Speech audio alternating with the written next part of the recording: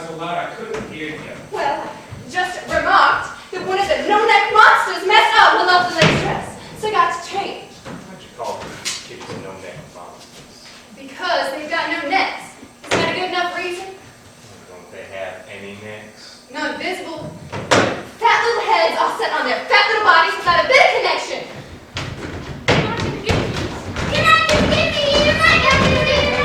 Dixie! Suki! Dixie, heal it now! Stop! Get it! Bring it! Stop, please! I don't know where the point values are located. It's got no necks!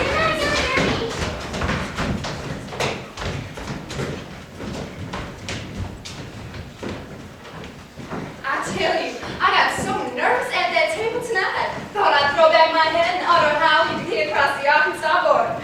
I said to your charming sister-in-law, May, honey, couldn't you feed those precious little things at a separate table with an oilcloth cover? They make such a mess, and the lace cloth looks so pretty. She made enormous eyes at me and said, oh no, on Big Daddy's birthday? Why, he would never forgive me. Well, I want you to know Big Daddy hasn't been at that table 2 minutes with those 5 no-neck monsters slobbering and drooling over their food before he threw down his fork and shouted, for God's sake, Scooper, why do you put them pigs in a trough in the kitchen? I swear I simply could have died. Think of it, Brett. They've got 5 of them, and number 6 is coming. They brought a whole bunch down here like animals to display at the county fair. Why, they have those children doing tricks all the time. Junior, show Big Daddy how you do this. Show Big Daddy how you do that. Say a piece for Big Daddy, sister. Brother, show Big Daddy how you stand on your head. Show your dimple, sugar. It goes on all the time, along with constant little remarks and innuendos about the fact that you and I have not produced any children, are totally childless, and therefore totally useless. Of course, it's comical, but it's also disgusting since it's so obvious what they're up to. What are they up to, Maggie? Well, you know what they're up to. Well, I'll tell you what they're up to, boy of mine. They're up to cutting you out of your father's estate, and now that we know Big Daddy's dying of cancer. Do we know that Big Daddy's dying of cancer?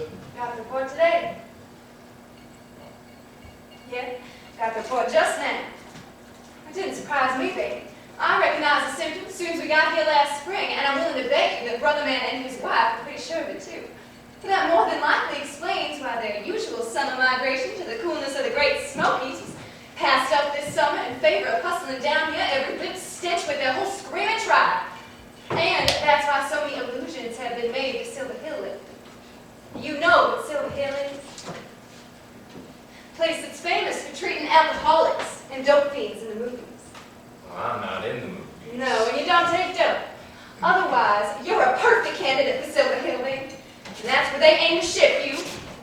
Then Brother Man can get a hold of the purse strings and dole out remittances to us. Maybe get power of attorney and sign out checks for us. Cut off our credit wherever, whenever he wanted. How'd you like that, baby? Doing just about everything you can think of to bring it about. You've been doing just about everything in your power to aid and abet them in this scheme of theirs. Quit work. Devoting yourself to the occupation of drinking. Breaking your ankle last night on the high school athletic field. Doing what? Jumping hurdles at 2 or 3 in the morning? Just fantastic. Got in the paper. Clarksdale Register carried a nice little item about human interest story about a well-known former athlete staging a one-man track meet on a high school athletic field last night, but was slightly out of condition and didn't clear the first hurdle. Brother Man Gooper claims he exercised his influence to keep it from going out of AP and UP and every other damn P. But Rick, you still have one big advantage. Did you say something, Maggie? Big Daddy dotes on you, honey. And he can't stand Brother Man and Brother Man's wife, the monster of fertility, May. She's downright odious to him. Know how I know?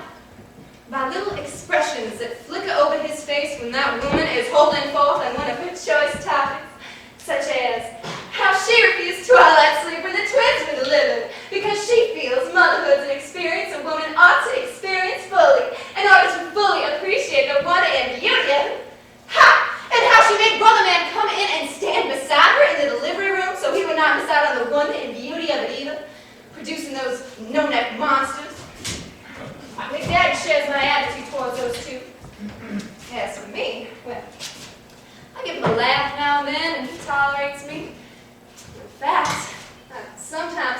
Big Daddy harbors a little unconscious love for me. What makes you think Big Daddy has a ledge for you?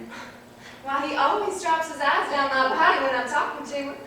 Drops his eyes to my boobs and licks his old chops. That kind of talk is disgusting. Did anyone ever tell you that you're an asset to the Puritan bread? Well, I think it's mighty fine that that old fellow on the doorstep of death still takes in my shape what I think is deserved appreciation.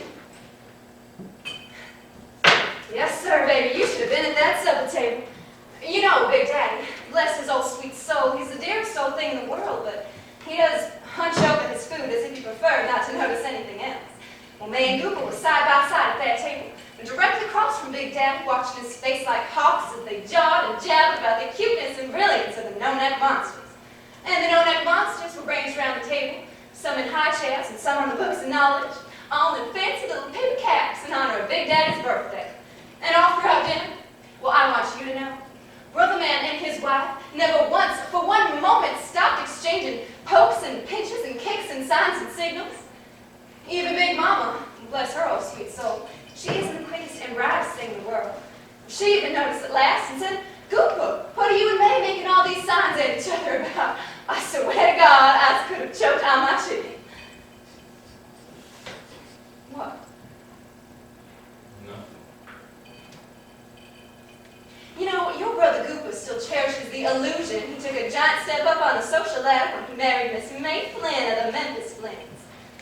But I have a piece of Spanish news for Goopa. The Flynns never had a thing in this world but money, and they lost that. They were nothing at all but fairly successful climbers. Of course, May Flynn came out in Memphis 8 years before I made my debut in Nashville, but I had friends at Ward Belmont who came to see me, and I used to go to see them at Christmas and spring vacation, so I know who rates and who doesn't rate in Memphis society. Well, you know old Papa Flynn? He barely escaped doing time in the federal pen for shady manipulations on the stock market when his chain stores crashed. And as for May, having been a cotton carnival queen, as they remind us so often, lest we forget, well, that's one I don't envy her for. Sit on a brass throne on a tacky float riding down Main Street, smiling, bowing, blowing kisses to all the trash on the street. Why, a year before last, when Susan McPheeters was singled out for that honor, you know what happened to her? You know what happened to poor little Susie McPheeters? No. What happened to little Susie McPheeters? Somebody spit tobacco juice in her face. Somebody spit tobacco juice in her face. That's right. Some old drunk leaned out of a window in the Hotel Galloso and yelled, "Hey, hey, hey there, Queenie!" And poor Susie looked up and flashed him a radiant smile. And he shot a squirt of tobacco juice right in poor Susie's face. Why, what would you know about that? What would I know about it? I was there, I saw it. Must have been kind of funny then. Susie didn't think so. Had hysterics, screamed like a banshee. They even had to stop the parade. Stop the parade and remove her.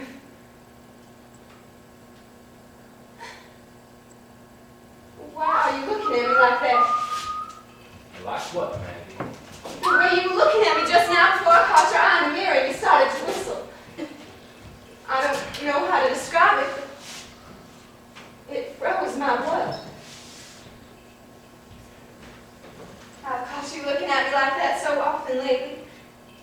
What are you thinking of when you look at me like that? I wasn't conscious of looking at you, Maggie. Well, I was conscious of it. What were you thinking? I don't remember thinking anything, Maggie. Don't you think I know that don't you think I know that No, I've gone, what, Maggie? that I've gone through this hideous transformation? Become hard, frantic, cruel. That's what you've been observing in me lately. How could you help but observe it? That's all right. I'm not thin-skinned anymore. Can't afford to be thin-skinned anymore, but Brick! Brick! Did you say something? I was going to say something. That I get lonely. Very. Everybody gets that. Living alone with someone you love can be lonelier than living entirely alone if the one that you love doesn't love you. Would you like to live alone, Maggie? No, God, I wouldn't.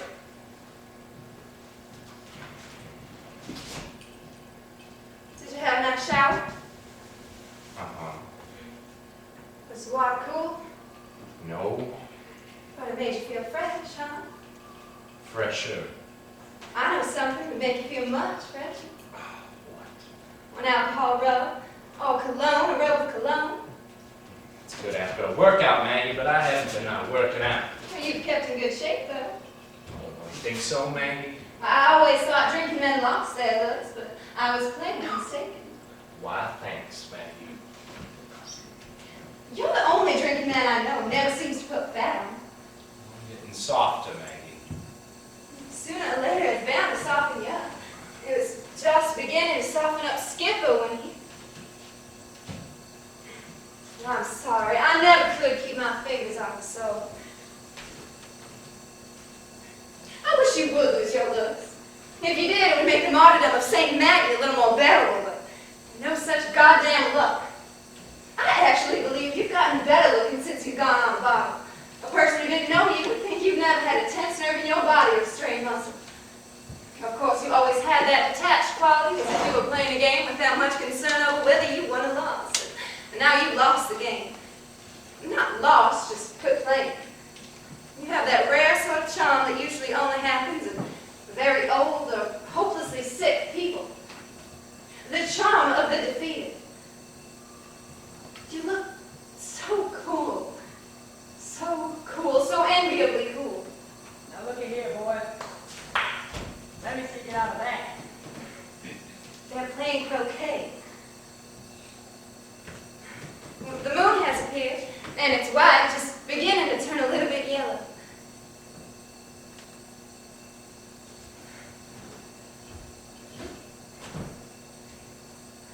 You were a wonderful lover. Such a wonderful person to go to bed with. And I think mostly because you were really indifferent to it. Isn't that right? You never had any anxiety about it. Did it naturally, easily, slowly, with absolute confidence and perfect calm. More like opening a door for a lady and seating her at a table than giving expression to any longing for her. Your indifference made you wonderful at love-making. Strange, but... Oh, that is a beauty. Yeah, I got you boxed. You know, if I thought you would never, never, never make love to me again, I would go downstairs to the kitchen and pick out the longest and sharpest knife I could find and stick it straight into my heart. I swear that I would. Watch out, now you're gonna miss it. You just don't know me, boy. And later tonight, I'm going to tell you I love you. Maybe by that time you'll be drunk enough to believe me. Get you slippery from me. Just like a deal, boy. Just like it is. Yes, they're playing croquet.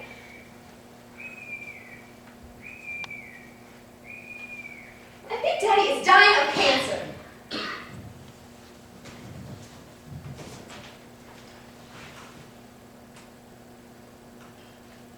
What were you thinking of when I caught you looking at me like that? Were you thinking of skipping? Well, excuse me. Forgive me, but laws of silence don't work. No, laws of silence don't work. When something is festering in your memory or your imagination, laws of silence don't work. It's like shutting the door and locking it on a house on fire in hopes of forgetting that the house is burning. You're not facing a fire to put it out. A silence about a thing just magnifies it. It grows and festers in silence, becomes malignant. Give me my crutch. Lean on me. No, give me my crutch. Lean on my shoulder. Want your shoulder. I want my crutch. Now you're going to give me my crutch. Do I have to get down on the floor? Here, take it. Take it. Thanks. It's the first time I've heard you raise your voice in a long time, Rick. Crafting a wall of composure. It just hasn't happened yet. What? The click that I get in my head when I've had enough of this stuff to make me peaceful. Will you do me a favor? Maybe I will. What favor? Will you please keep your voice down? I'll do that favor. I'll speak in a whisper, if not shut up completely, if you will do me a favor and make that drink your last one till after the party. What party? Big Daddy's birthday party. Is this Big Daddy's birthday? You know this is Big Daddy's birthday. No, I don't. I forgot it. Well, I remembered it for you. Good for you, Maggie. You just have to scribble a few lines on this card. You scribble something, Maggie. It's got to be your handwriting. it's your present. I've given him my present. It's got to be your handwriting. I didn't get him a present. I got one for you. All right, you write on the card And then. have him know you didn't remember his birthday. I did remember his birthday. Don't have to prove you did. I don't want to fool him about it. Just write, love Brick, for God's sake. No. You've got to. I don't have to do anything I don't want to do. You keep on forgetting the conditions on which I agreed to stay on living with you. I am not living with you. We occupy the same cave. You've got to remember the conditions agreed on. They're impossible conditions. Then why did you just Hush. Who's out there? Is somebody at the door?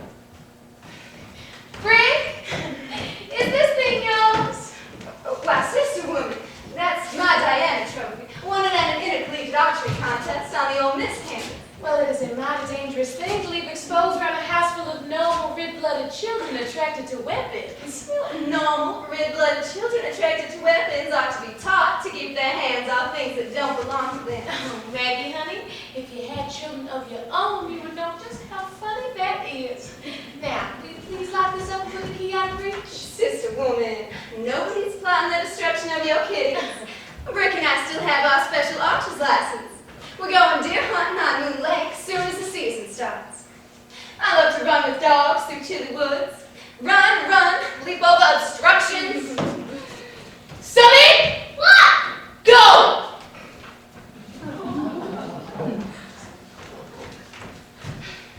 How's the ancient ankle, Brick? Doesn't hurt, it just itches. Oh, Brick, you should have been downstairs after supper. The kiddies put on a show. Holly played the piano, Buster and Sonny the drums, and then they turned out the lights, and Dixie and Trixie performed a toe dance in fairy costumes with sparkles. And Big Daddy beamed. I swear, he just beamed. Oh, I bet. It breaks my heart we missed it. But, May, why did you give dogs' names to all your kitties? Dogs' names. Dixie and Trixie, Buster and Sonny and Polly. Sounds to me like an animal act in a circus. 4 dogs and a pair. Maggie, honey, why are you so caring? May, would you know a joke if you bumped into it on Main Street in Memphis and knew? You know the names of my children. Buster's real name is Robert, Sonny's real name is Saunders, Trixie's real name is Marlene, and Dixie's... Sister woman! Intermission is over. Well, intermission is over. See y'all later.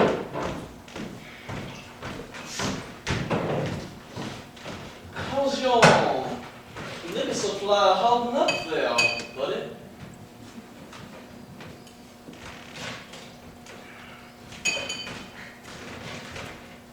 I wonder what Dixie's real name is. Maybe. Why are you so catty? I don't know. Why am I so catty? Because I'm consumed with envy and eaten up with longing? Brick, I'm going to lay out your beautiful Chanton silk suit from Rome and one of your monogram silk shirts. I'll put your cufflinks in. Those lovely star sapphires I get you to wear so rare.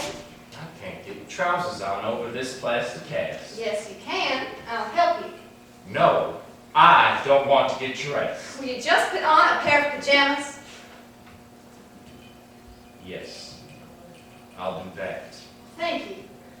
Thank you so much. Don't mention it.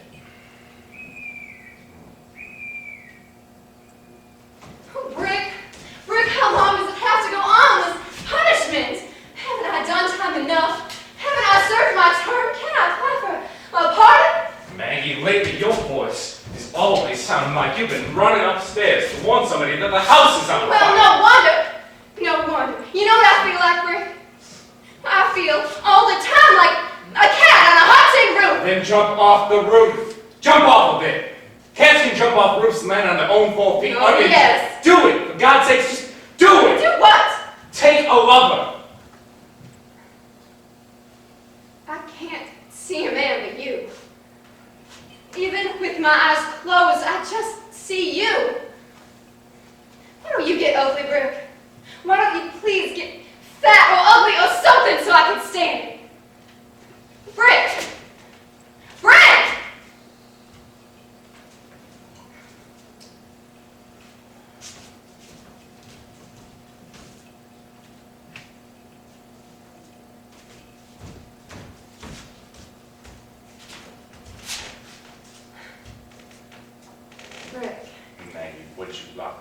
for?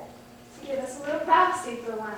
You know better than that, Maggie. No, I don't know better. Don't make a fool of yourself. Well, I don't mind making a fool of myself over you. Well, I mind. I feel embarrassed for you. Feel embarrassed, but don't continue my torture.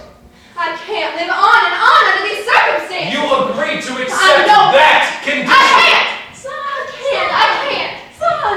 son. What is it, Big Mama? Oh, son, we just got the most wonderful news about Big Daddy. I just had to laugh and tell you about this. Hey, what's this door doing locked for? You all think there's robbers in the house?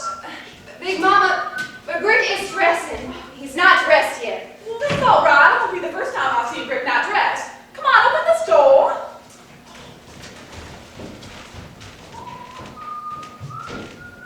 Big Mama? Where's Brick?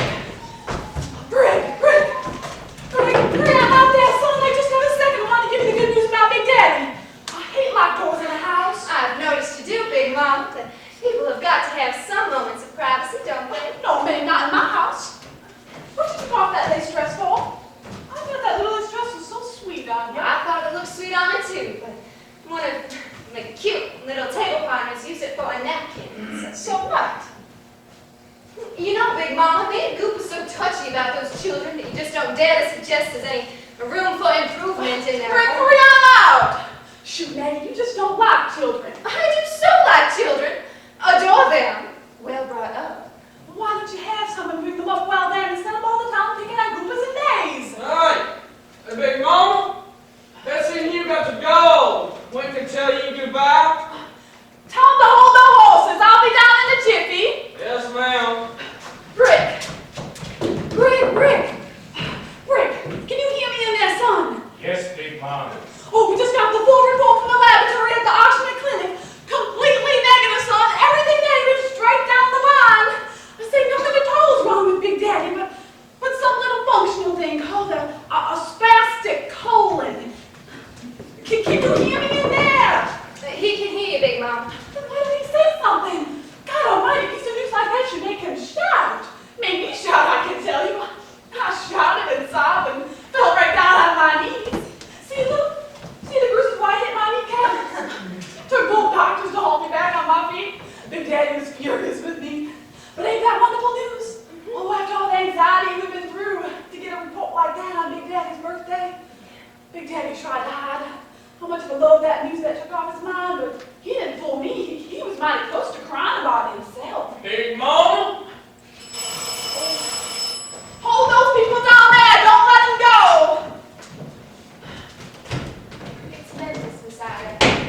It's Miss Sally in Memphis. Oh, I have to go shout at that old deaf fool on the phone. All right, Suki.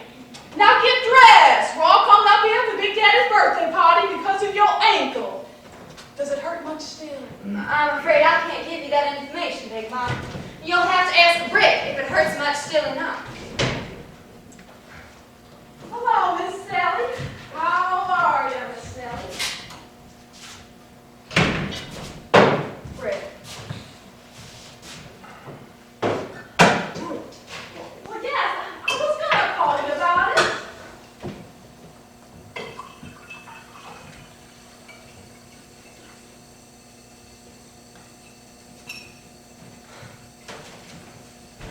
Shoot, Miss Sally, don't call me from the gay old lobby.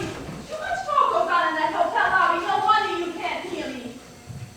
Now listen, Miss Sally. Just got the full report now. I say there's nothing serious wrong with Big Daddy, but a little thing called a spastic colon. Shoot, Daddy, you come here and talk to that fool on the phone. Miss Sally, this is Brick's wife, Mag. So good to hear your voice. Can you hear mine? Well, good. Big Mama wanted you to know that they've got the report from the Oxford Clinic and what Big Daddy has is a spastic colon. Yes, spastic colon, Miss Sally. Goodbye, Miss Sally. Hope to see you real soon. She heard me perfectly. Miss Sally sure is a case. Big Mama, come on now. Betsy and you can't wait no longer. Oh, I'm coming.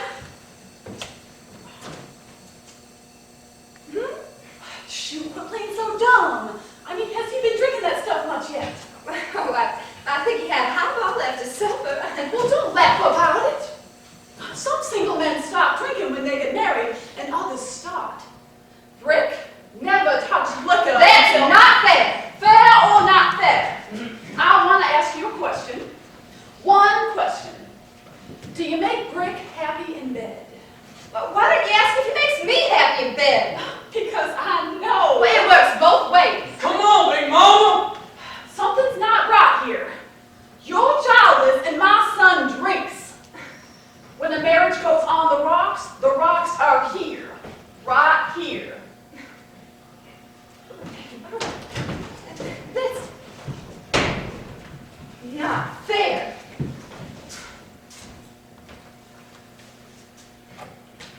Who are you?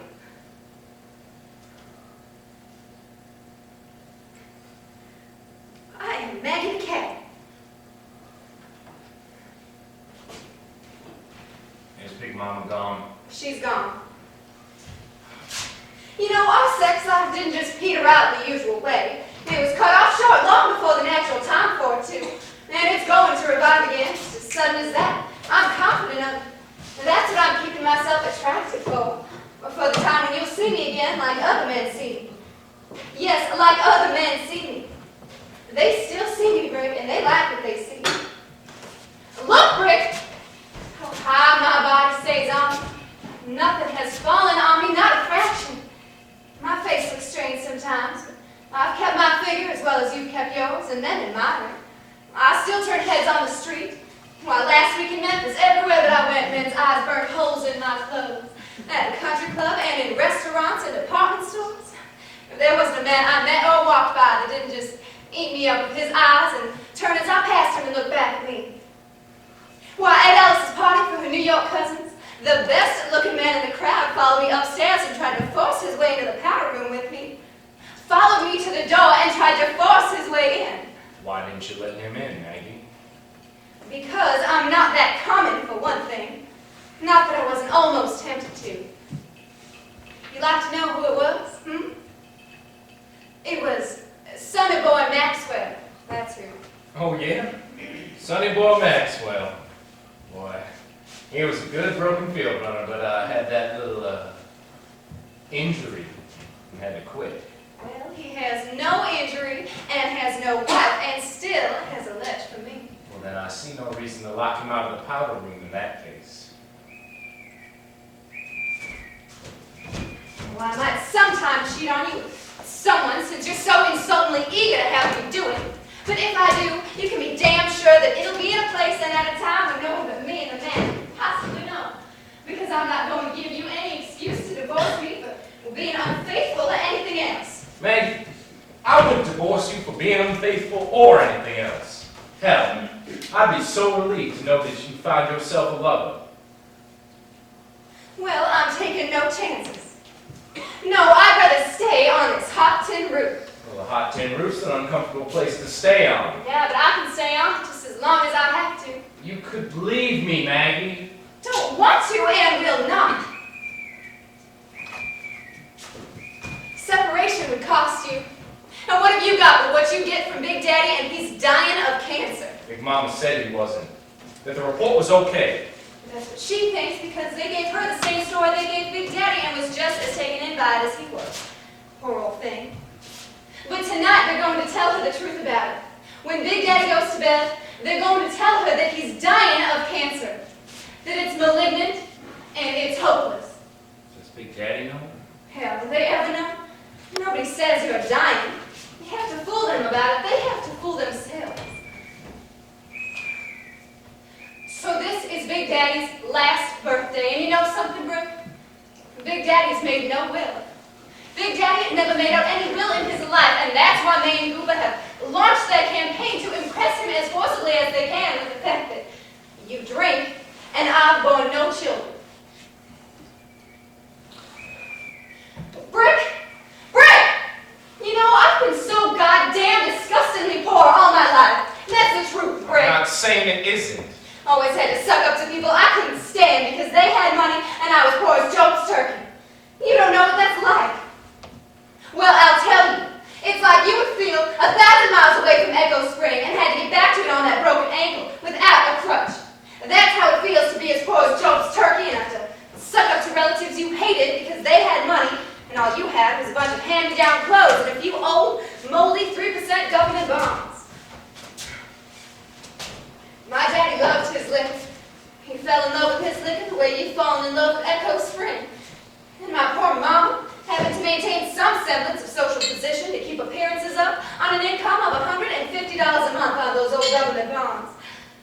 When I came out, the year I made my debut, I had just 2 evening dresses. One my mother made me from a pattern in Vogue, the other a hand-me-down from a snotty rich cousin I hated. The dress I married you in was my grandmother's wedding gown. You can be young without money, but you can't be old without it. You've got to be old with money, because to be old without it is just too awful. You've got to be one or the other, either young or with money. You can't be old and without it. That's the truth, Rick. Well, now I'm dressed. I'm all dressed, and there's nothing else for me to do.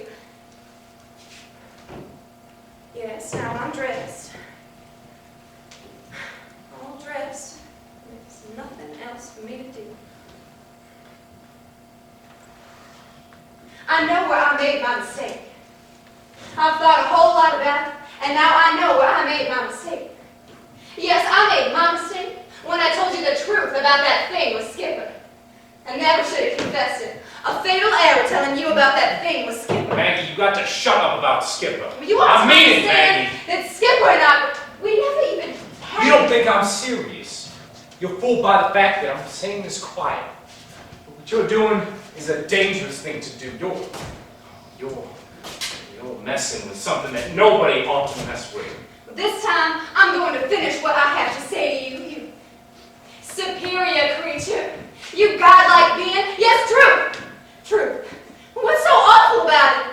I like it. It was Skipper that told me the truth about it, not you. I told you. After he told me. What does it matter who told you first? Little girl. Hey, little girl. I go on telling you this. Go on. Get all as up I had right to. now. Well, I can't stop myself. Because it's got to be told, and you would never let me. You had one of those beautiful, ideal things they tell about in Greek legends. It couldn't be anything else, you being you. That's what made it so sad. That's what made it so awful, because it was love that could never be carried through to anything satisfying or even talked about. Maggie, you've got to stop this. Rick, I tell you, you've got to believe me, Rick. I do understand all about it. I think it was noble. Can't you tell I'm sincere when I say I respect it? My only point, the only point I'm making is that life has got to be allowed to continue even after the dream of life is all over. You want me to hit you with this crutch? You know I could kill you with this crutch. Good Lord, man, I'd care if you did. One man has one great good thing in his life. One great good thing which is true. I had friendship with Skipper, and you're naming it dirty. I am not naming it dirty. I am naming it clean. Not love with you, Maggie, but friendship with Skipper, and you're naming it dirty. You haven't been listening. Not understood what I'm saying. I'm naming it so damn clean that it killed poor Skipper. You two had something that had to be kept on ice. Yes. Incorruptible, yes, and death was the only icebox where you could keep it. I married you, Maggie. Why would I marry you if I was... Rick, don't! Let me finish.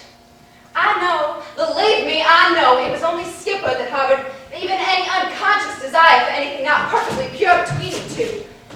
You married me early that summer when we graduated out of Ole Miss. And we were happy, weren't we?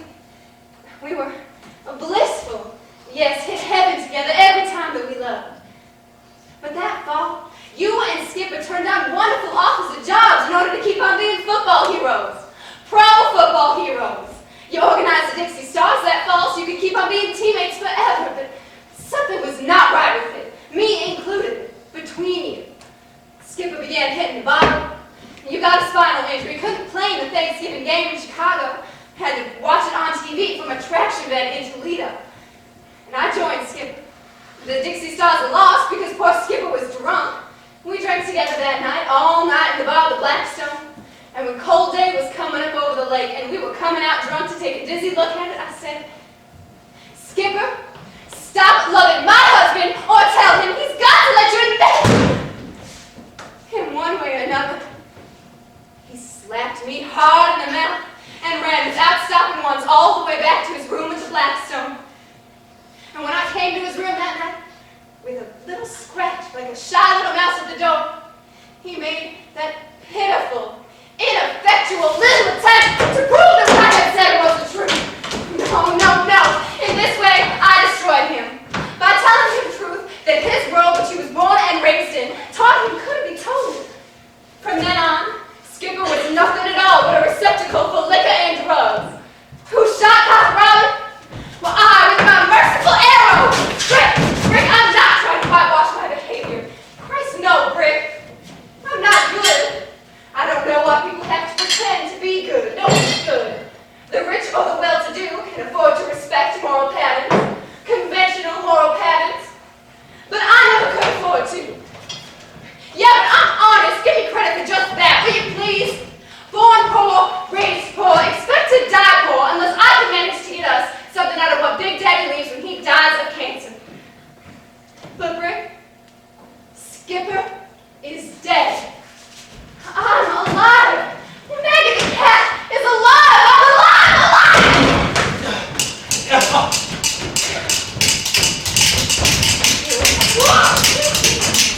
Little children, your mother or someone should teach you to knock at a door before you come into a room. Otherwise, people might think that you lack good breeding. What's Uncle Rick doing on the floor? Well, I tried to kill you, Aunt Maggie, but I failed and I fell. Give your uncle his credit. He's a cripple, honey. He broke his ankle jumping hurdles last night on the high school athletic team. Why are you jumping hurdles, Uncle Rick? Well, because I used to jump them. And people like to do what they used to do. Oh, even after they stop being able to do it. That's right. There's your answer. Now go away.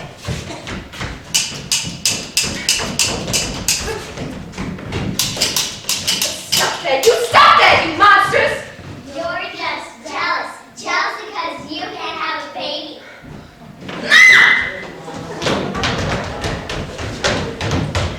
You see? They gloat over us being childless even in front of their no-neck monster. But Brick, I've been to a doctor in Memphis. Well, I've been examined and there's no reason why we can't have a child whenever we want one. Are you listening to me? Are you? Are you listening to me? Yes, I hear you, Maggie. But how in hell on earth do you imagine you're going to have a child by a man that can't stand you? That's a problem I will have to work out. Here they come.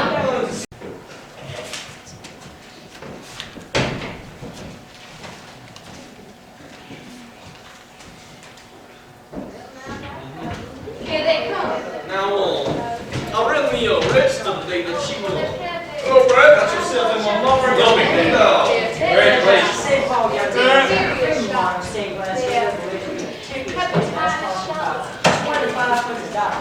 You should have Christ and he shut up the lamb in his arms. Who gives that window, preach? Hey, Gooper, what all the kitties been shot for? Everything but stealing chickens, I guess. Well, they get to a class house representing in this member of that church down at Turin's. A brand new stone parish house, basketball court in the basement. Hey, Brick, what's all this talk about memorials, Brick? You think somebody's about to take off around here? Is that it? Brick, turn on the hi-fi and let's have some music to start the party with. Cause that thing is a good anniversary. I don't know how Got to 3 turn it on. speakers in it. Leave that thing off. Where's my Brick? Where's my precious baby? Sorry, turn it off. Here it is, where's my Brick? Oh, my precious baby. Oh, what's that you got in your hand? Your hand is made for holding something better than that. You put that liquor down, son. Look at old Brick put it down. Oh, you bad boy, you're my little bad boy. Give Mama a kiss, you bad boy, you. Oh, look at him shy away, will ya? Brick never liked being kissed or made a fuss over. I guess because he's always had too much of it. Now what am I standing here for? I'll sit next to my sweetheart, hold hands with him and love him up a little. Come on, Mama. Just like Greg. Preacher, will you, give me your hand and help me up through this chair? None of your tricks, Big Mama. Oh, what tricks? Come on, you give me your hand so I can get up and take folks. Ever seen a preacher in the lady's lap? Ever seen a preacher in the lady's lap? Hey, Mama, you quit horsing. Oh, get up. It's Gordon the stroke. Happy birthday to you. Happy birthday, Big Daddy. Happy birthday to you. Skidamarinka-dink-a-dink, skidamarinka-doo, we love you. Skidamarinka-dink-a-dink, skidamarinka-doo, Big Daddy, you. We love you in the morning, we love you in the night, we love you when we're with you, and we love you out of sight. Skidamarinka-dink-a-dink, skidamarinka-doo, Big Mama too.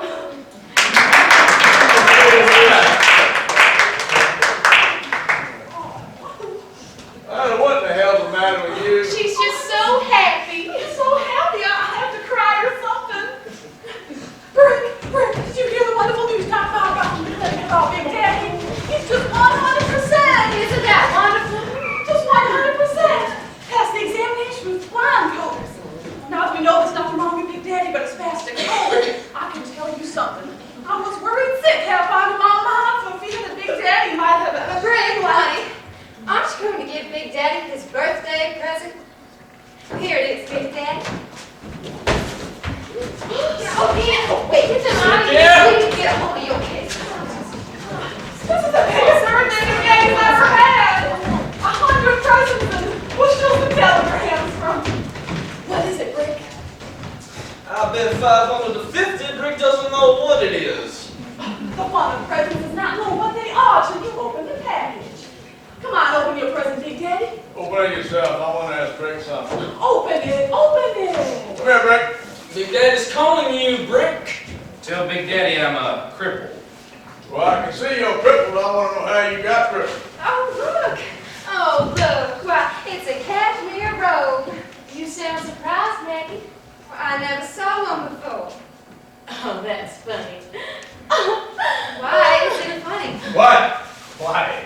Because you bought it yourself at Lowenstein's in Memphis last Saturday. You know how I know? I said what? Now, quiet.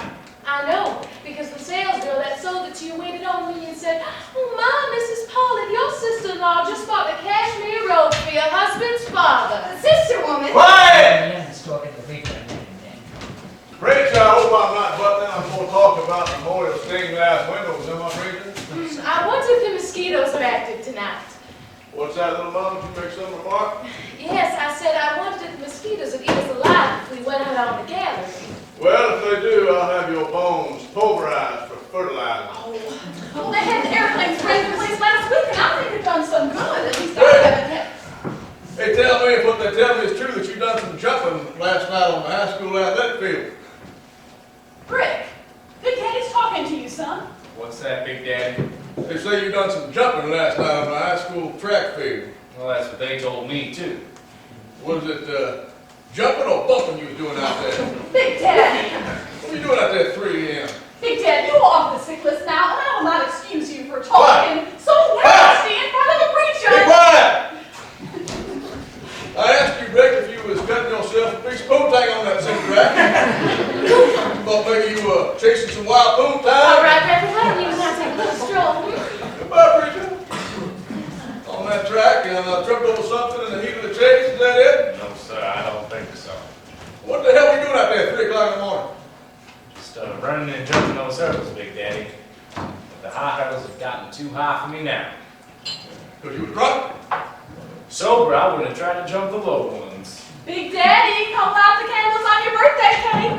Well, I would like to propose a toast to Big Daddy Pollock on his 65th birthday. The biggest cotton I planter. told you to stop it now. Stop it. Quit this ball. Big Daddy, I will not allow you to talk this way, not even on your birthday. I'm talking about I want on my birthday any goddamn day of the year. Anybody here doesn't like it knows what they can do. Oh, you don't mean that.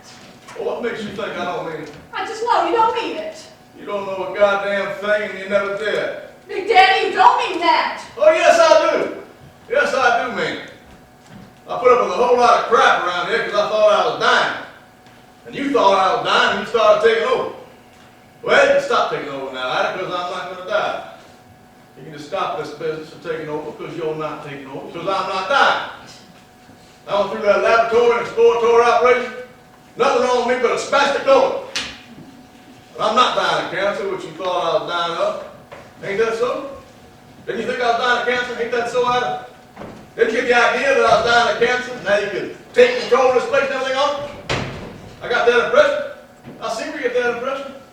You loud voice everywhere, you busy old body, butting that hair around. The preacher! Fuck the preacher. All right. You hear what I said? Fuck the goddamn chicken eating memorial stained glass preacher. I've never seen you act like this before. I can't think what's gotten into you. I went through that laboratory operation just so I know if you and me was boss here. Well, now it turns out that I am and you ain't. That's my birthday present. That's my cake and champagne. Because for 3 years now you've been gradually taking over. Bossing, talking, sashaying your butt around this place that I made. I made this place.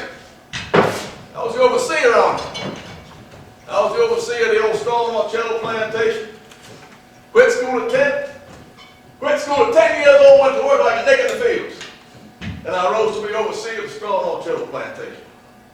And on Straw died, and I was Marcello's partner. The place got bigger and bigger and bigger.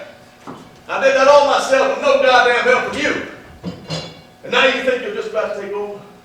Well, I'm just about to tell you, you are not just about to take over. You are not just about to take over a goddamn thing. Is that clear to you, Adam? Is that plain to you now? Is that very clear to you? I went through that laboratory magazine and that goddamn exploratory operation. Nothing wrong with me but a spastic colon. Made spastic, I guess, by all the goddamn lies and lies I've had to put up with. And all the hypocrisy I've lived with in the 40 years I've been living with you. Now, get down and blow out the candles on the birthday cake. Take a deep breath and blow out the goddamn candles on the cake. Big Daddy, in all these years, you never believed that I loved you. And I did. I did so much. I even loved your hate and your hardness, Big Daddy. It'd be funny if it's true. Brett? Hey, Brett! Didn't call you Maggie, I called Brett. I'm just delivering him to you.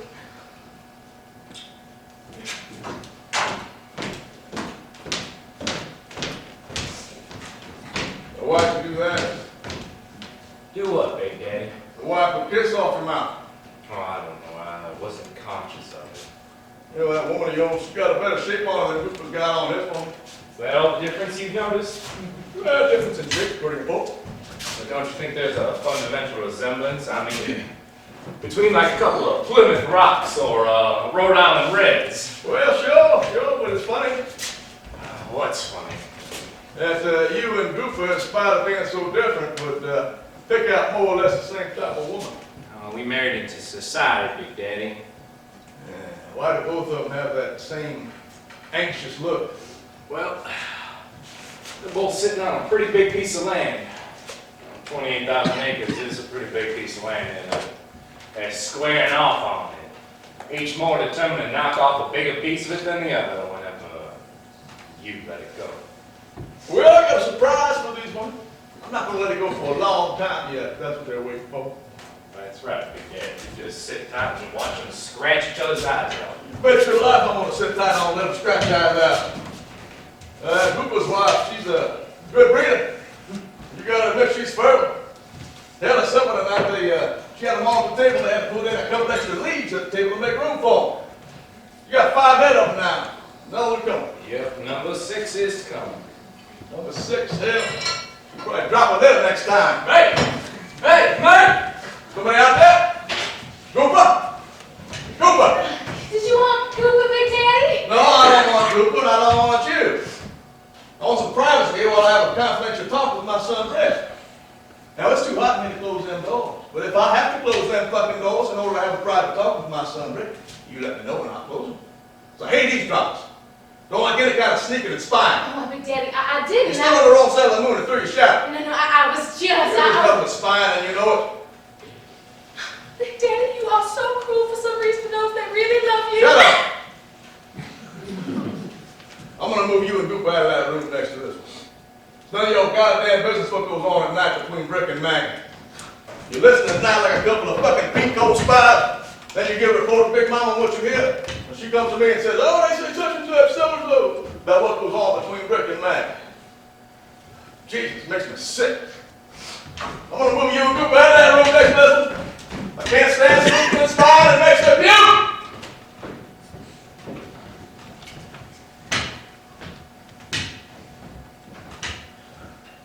They listen, do they? Yeah, they listen. Then they give a report to Big Mama on what goes on here between you and Maggie. They say you don't sleep with her, you sleep on the sofa. Is that true or not true? So if you don't like Maggie, get rid of Maggie.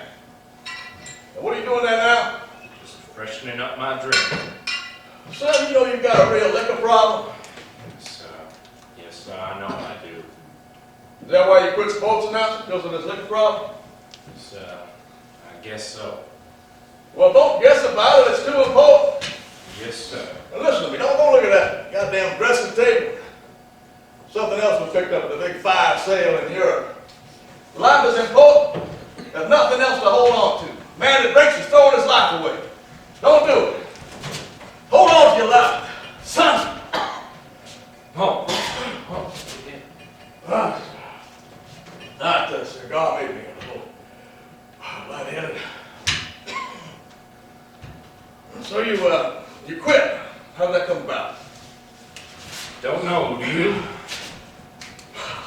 I'm asking you, how the hell would I know if you don't? Why is it so hard for people to talk? Well, that old flock makes some nice remarks about time. I like to hear it on that. We got that Glock that summer we went to Europe. Me and Big Mama on that damn Cook's tour. Never had such a lousy time in my life. I'm telling you, son, those groups over there, they gouge your eyeballs out at the Grand Hotel.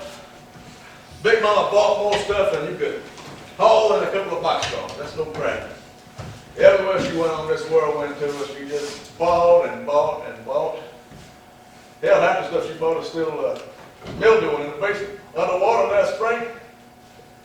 Yeah, that Europe is nothing on earth but a great big auction. That's all it is. A big fire sale. Whole fucking thing. Now, Big Mama went wild in it. You couldn't hold that woman back with a mule's arm. Just bought and bought and bought. Yeah, it's lucky I'm a rich man.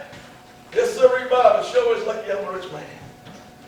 Well, I'm a rich man, Brick. You know how much I'm worth?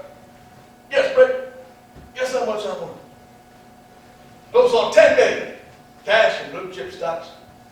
Outside of, mind you, 28,000 acres of the richest land this side of the Valley Nile. But a man can't buy his life. Man can't buy back his life when his life is spent.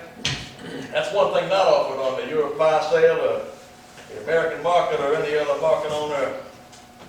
Man can't buy his life. Man can't buy back his life when his life is finished. And that's a sobering thought. It's a very sobering thought. And that's a thought I had turning over in my mind over and over until today. I'm wiser and sadder for this experience I've gone through, Greg. Is something else I remember in Europe. What's that, Big Daddy? The hills around Barcelona, in the country of Spain, and the children running over those bad hills, their bare skins, begging like starving dogs, howls and screeching. But how fat the priests are on the streets of Barcelona. So many of them, so fat, so pleasant. You know, I could feed that country. I got money enough to feed that goddamn country. But the human animal is a selfish beast. And I don't reckon the money that I passed out to those howling children around the hills of Barcelona would more than upholster one of the chairs in this room. I mean, they put a new cover on this chair. I threw money like you'd scatter feed for chickens. Threw money at it just to get rid of them long enough to climb back in the car and drive away. Then in Morocco, them Arabs, why, prostitution begins at 4 or 5. That's no exaggeration. Remember one time in Marrakesh, that old walled Arab city, I was sitting down on a broken down wall having a cigar. And It was fearful out there. And this Arab woman stood in the road, looked at me till I was embarrassed. Stood stock still in that dusty hot road and looked at me till I was embarrassed. But listen to this. She had this naked child with her. Little naked girl, barely able to top. And after a while, she set this child on the ground, whispered something to her, give her a little shove. This child comes toward me, barely able to walk, come toddling up to me. And, Jesus, it makes you sick to remember a thing like it. It stuck out his hand, tried to unbutton my trousers. That child was not yet 5. Can you believe me? You think I'm making this up? I went back to that hotel and I said to Big Mama, get back. We're clearing out of this country. Big Daddy, you're on a talking jag here tonight. Yes, good boy, the human animal is the beast that dies. In fact, when he dies, don't give him pity for others, no sir. Give me that crutch. You say something? Yes, sir. What? Could you give me that crutch so I can get up? Well, where you going? I'm taking a short trip to Echo Spring. Echo Spring. Liquor cabinet. Yes, boy, the human animal is the beast that dies. If he got money, he buys and buys and buys. And I think the reason he buys everything he buys is that at the back of his mind, he's got this crazy hope that one of his purchases will be life everlasting, which it never can be. You hear me? Are you through talking to me here tonight? Why are you so anxious to shut me up? Well, it's, ever so often you say to me, Rick, I want to have a talk with you. But when we talk, it never materializes. You gas about this and that, and I look like I listen. I try to look like I listen. I don't listen. Not very much. Spaghetti. Communication between two people is very difficult, and somehow between you and me, it just does not happen. Have you ever been scared? Have you ever felt downright terror or something?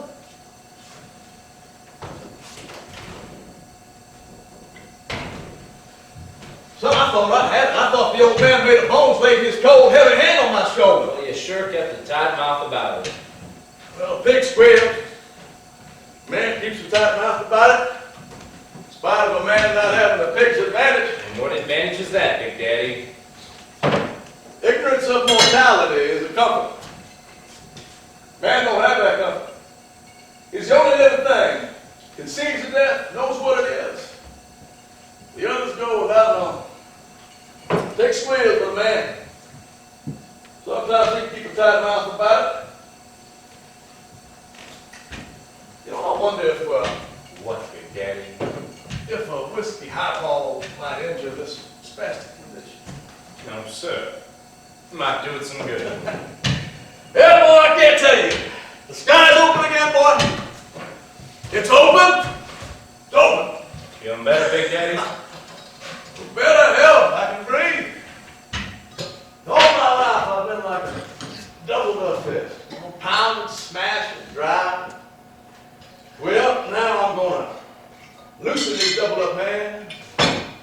Touch things easy with. You know what I'm contemplating? No, sir. What are you contemplating? Pleasure? Pleasure with women. Yes, boy, I'll tell you something you might not get. I still have desire for women. This is my 65th birthday. Well, that's right. That's mighty remarkable, Big Daddy. Remarkable. Admirable, Big Daddy. You're goddamn right it is. Remarkable and admirable both. Now I realize now I never have enough. I let many chances slip by because of scruples about it. Scruples, conventions, crap. All that stuff is bull. Took the shadow of death to make me see it. Well, now that shadow's been lifted, and I'm going to cut loose and have me what do they call that? A ball. A ball, huh? That's right, a ball. A ball. Man, I slept with Big Mama till, let's see, 5 years ago. I was 60, she was 58. And I never even liked her. Never did. Doesn't that hear that falling? I heard all the way out in the gallery. There's 5 rooms in this gallery you can go through. Why do you go through this one? Big Mama walks out of her room, I can't remember what she looks like. Hello? Yeah, Big Mama walks back into the room, boy, then I see what she looks like. What's that? Hello, Miss Sally. Where you going? Out for a breather. Not yet, you ain't. You want to sit there until this talk was finished, young fella? Thought it was finished, sir. It ain't even begun. Just wanted to feel that river breeze. Get back in here. Miss Sally, your caution, Miss Sally. Please give me a chance to explain. I'll say, excuse me. She's talking to my old maid sister again. Now you come down real soon, Miss Sally. Big Daddy's dying to see you. Oh! Yes, goodbye, Miss Sally. Big Daddy, that was Miss Sally calling. She called her doctor down in Memphis to get him to tell her what that spastic thing is, and she just called back now to tell me how relieved she is that, hey, let me in. No, I ain't. I told you not to come back in this road. Now back out and go through the 155 door. Big Daddy. Big Daddy, oh Big Daddy, you didn't mean those things you said to me, did you? Sweetheart, sweetheart. Big Daddy, I know you didn't mean those things you said to me. I just know you didn't mean them in your heart.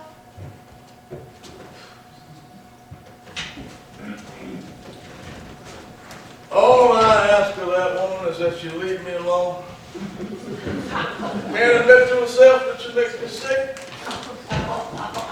That comes to having slept for too many years. I should have quit much sooner, but that old woman, man, she never got enough of it. And I was good at that. Never should have wasted so much blood on her. Yeah, they say you only got so many. Each one is numbered. Well, I still got a few left in me. A few. And I'm going to find me a good one to spend them on. I'm going to pick me a choice one. I don't care how much she goes. I'm going to smother them legs, strip her naked. I'm going to smother them legs, strip her naked, and choke her with diamonds. Smother them legs, choke her with diamonds, and run her from Jackson to Memphis. Non-stop. Yes, son, I'm happy. I'm happy. What makes you so restless? You got answer your questions? Yes, sir. Why? Something hasn't happened. What? The click. You say click? Yes, click. Or what click? The click that I get in my head that makes me peaceful. I have no idea what the hell you're talking about, but it disturbs me. It's just a mechanical thing. What's a mechanical thing? The click that I get in my head that makes me peaceful. I got to drink to get it. It's just a mechanical thing, like a... Like a what? Like a switch clicking off in my head. Turn the hot light off and the cool light on. And all of a sudden, there's peace. Jesus, I have no idea things have gotten that bad with you, boy. You're an alcoholic.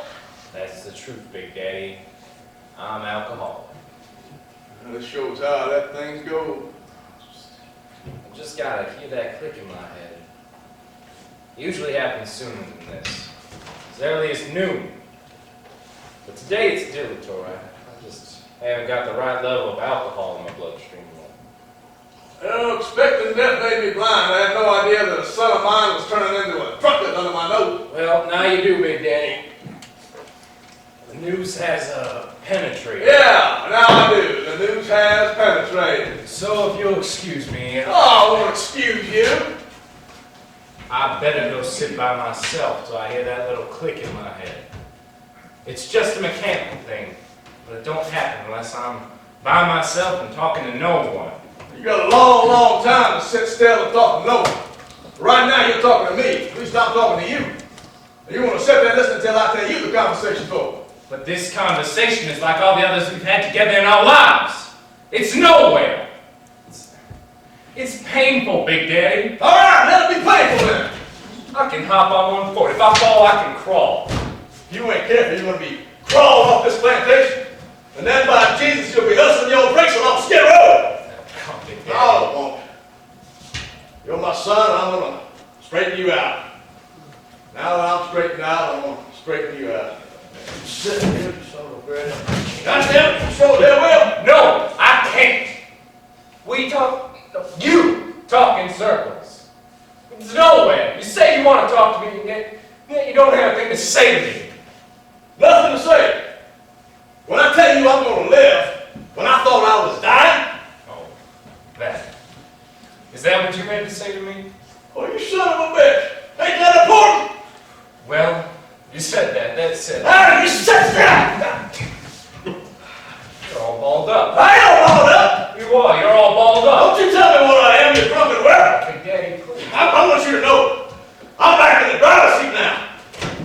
Big Daddy! What the hell do you Why? do here? Big Daddy, why are you shouting like that? I just can't stand it. I tell you, I just can't stand it. Get out of here! Leave it alone! Leave it alone! Big Daddy, give me my crutch. Give me my crutch, Big Daddy. Why do you drink? Don't know. Just give me my crutch. You better think why you drink and give up drinking. Will you please give me my crutch so I can get up off this floor? You answer my question first. Why do you drink? Why are you passing and spending your life with nothing? You're ruining your life, son. Big Daddy, please, I'm in pain. I stepped on my foot. Good! I'm glad to know you're not too numb with liquor and you feel some pain. Will you give me my drink at least, please? I'll make a bargain with you. If you tell me why you drink, I'll hand you one. I'll pour you the liquor myself and hand it to you. Why do I drink? Yeah, what? Give me a drink and I'll tell you. Tell me first. I'll tell you in one word. What word? Disgust!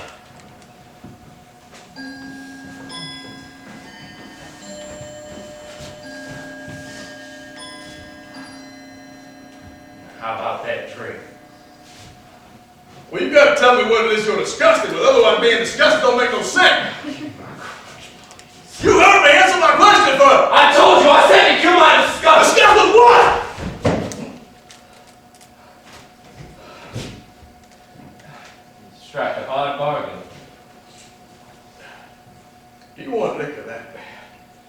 Yeah, I want that bad. Rick, if I give you a drink, will you tell me what it is you're disgusted with?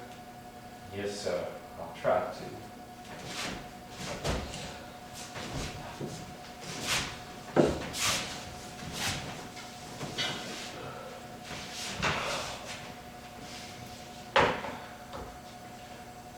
Have you ever heard of the word mendacity? Mendacity, actually, sure, that's one of the $5 ones that cheap politicians go back for. Do you know what it means? Well, I don't know what it means. Lying to lies? Yes, sir. Mine and mine. Have somebody been lying to you, Rick?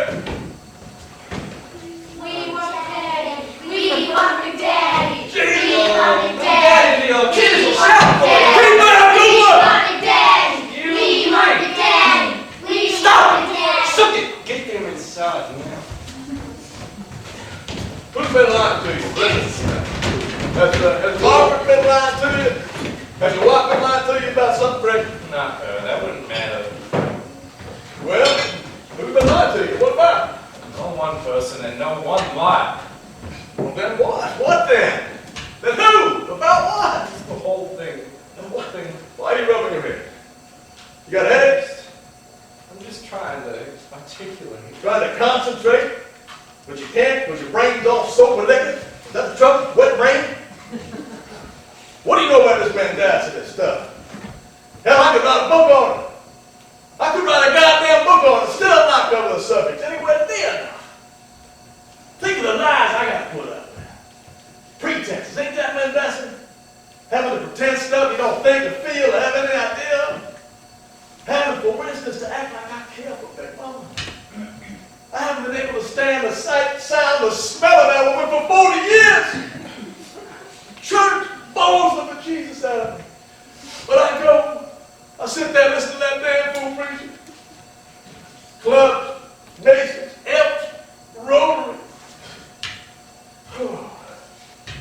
But you, I do like for some reason. I always did have some real feeling for affection, respect. Hell, I live with mendacity. Why can't you live with it? Hell, there's nothing to live with except mendacity, is there? Yes, sir. There is something else you can live Well, what's that? with. This. That's not living, that's dodging away from life. Well, I want to dodge from it. Then why don't you kill yourself, man? Well, I like to drink. God, I can't talk to you. Sorry. I'm not as sorry as I am. A little while back, when I thought my number was up, before I found out it was just this spastic colon, I thought about you. Should I or should I not? If the jig was up, give you this place when I go. I hate Gooper and those 5 screaming monkeys. And that bitch maid. Why should I turn over 28,000 acres for the richest land this side of the valley now? Not my kind. But on the other hand, Rick, why should I subsidize a damn fool on the bottom? Like or not like, maybe even love. Why should I do that? Subsidize worthless behavior, rot, corruption. And this I would tell you frankly. I didn't make up my mind at all on that question. And still to this day I ain't made out a will. Now I don't have to. Pressure's gone. I can just wait and see if you pull yourself together if you don't. That's right, Big Daddy. You sound like you thought I was kidding. Sir, I know you're not kidding. But you don't care. No, sir. I don't care. Rick, don't let's leave it like this, like all them other talks we had. We always talked around things. We just talked around things for some rotten reason. I don't know why. It's like something was always avoided, something not spoken. Because neither one of us was honest enough with the other. I never lied to you, Big Daddy. Did I ever to you? No, sir. Well, there's at least 2 people that never lied to each other. We've never talked to each other. We can now. Well, now there don't seem to be much of anything else to say. You say you drink to kill your disgust with lying. You said to give you a reason. Is liquor the only thing that'll kill this disgust? Now? Yes. But not once, huh? Not when I was still young and believing. You know, a drinking man is someone who wants to forget he isn't still young and believing. Believing what? Just believing about. Believing what? Just believing. So I don't know what you mean by believing, and I don't think you know what you mean by believing. But if you still got sports in your blood, go back to sports announcing. And sit in a glass box, watching games I can't play? Describing what other players do when I can't do it? Sweating out their disgust and confusions in contests I'm not fit for? Drinking a Coke, half bourbon, just so I can stand it. That's no damn good anymore. I'm just outran you, Big Daddy. Got there first. I think you're passing the buck. You know any drinking men? I have known a fair number of that species. And could any of them tell you why they drank? Yep, you're passing the buck. You're passing the buck to things like time and disgust with mendacity and crap. You gotta use that kind of language about a thing. It's 90 proof bowl, and I ain't buying any of it. I had to give you a reason to get a drink. What'd you say? I said I had to give you a reason to get a drink. You know you started drinking when your friend Skipper died. What are you suggesting? Suggested nothing. But, group of men suggested there was something not quite right exactly. Not right. Well, not exactly normal in your friendship with Skipper. Wait, they suggest that too? I thought that was Maggie's suggestion. Who else's suggestion is it? Is it yours? How many other people thought that Skipper Well, and... hold on, son. I knocked around in my time. What's that got to do with it? I said, hold on. I bummed this country. Whose suggestion? Whose suggestion is it? Except hobo jungle, railroad, wild, dropout. It's all said it before. Oh, you think so too? You think so too? You call me your son and a queer? Hey,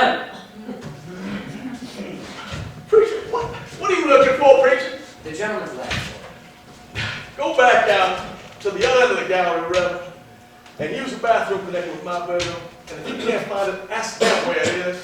Ah, thanks.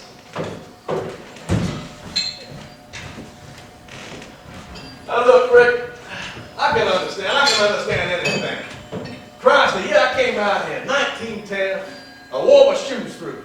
Hopped my gear, hopped off a yellow oak crate, half mile down the road. Slept in a wagon I got outside the gym. Jack Stahl, Peter Arcello took me in. Hired me to manage this place and screw into this one. And then when Jack Stahl died, old Peter Arcello, he stopped eating like a dog does when his master's dead. And he died too. Christ. I'm just saying, I understand such things. Skipper is dead, and I have not quit eating.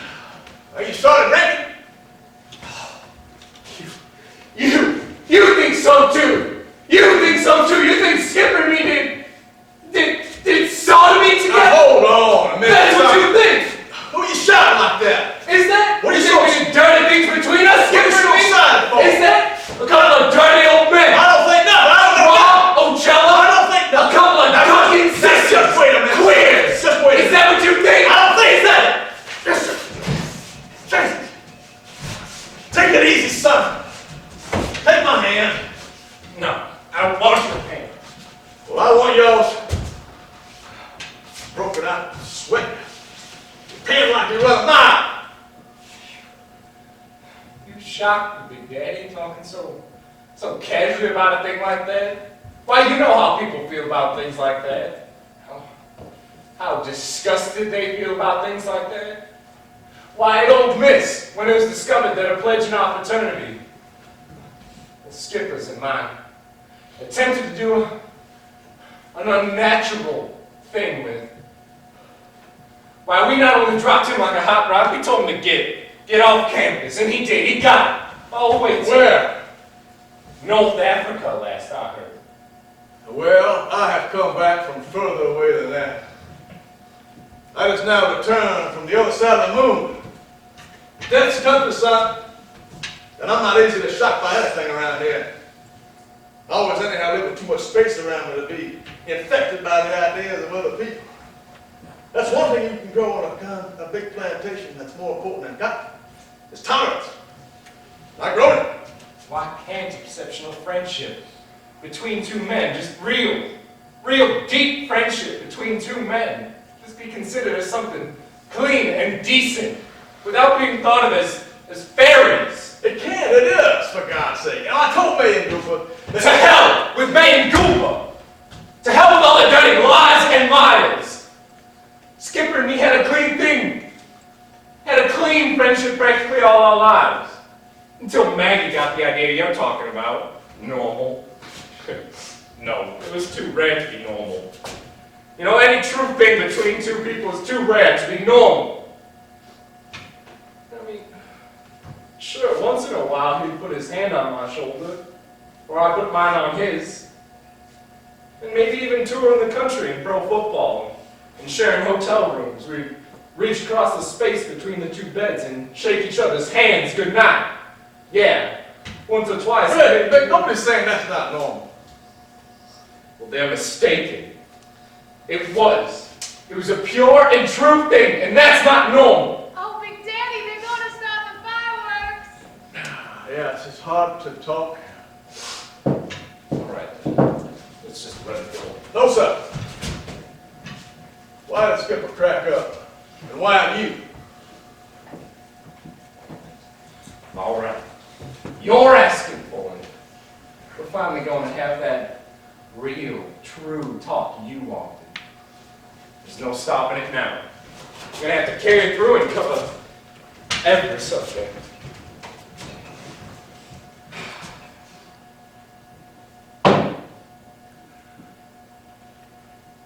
Maggie declares that Skipper and I went into pro football after we left Ole Miss, of course, because we were too scared to grow up. We wanted to keep on tossing those long high passes that couldn't be intercepted except by time. You know, that aerial attack that made us famous. And we did. We did. We kept it up for one season. An aerial attack. We held it high. Maggie. she laid down the law to me, said now or never. So I married Maggie. How was Maggie in bed? Great. You know, she went on the road that fall with the Dixie Stars. She made a great show of being the world's best sport. Wore a tall bearskin cap, a shake they called it, and a moleskin coat. A moleskin coat dyed red, cut up crazy. And she rented hotel ballrooms for victory celebrations. Wouldn't cancel them even when it did turn out defeat. Maggie the cat.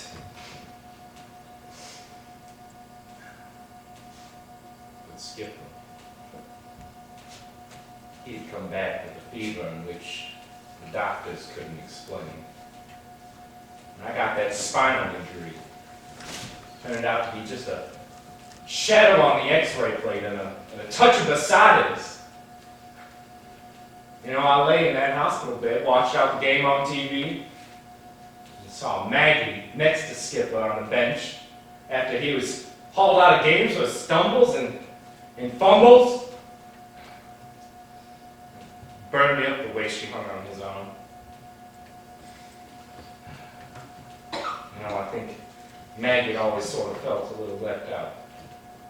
So she took this time to work on poor dumb Skipper, poured in his mind the dirty, false idea that we were, him and me, was a frustrated case of that old pair of sisters that lived in this very room, Jack Straw and Peter Ocello.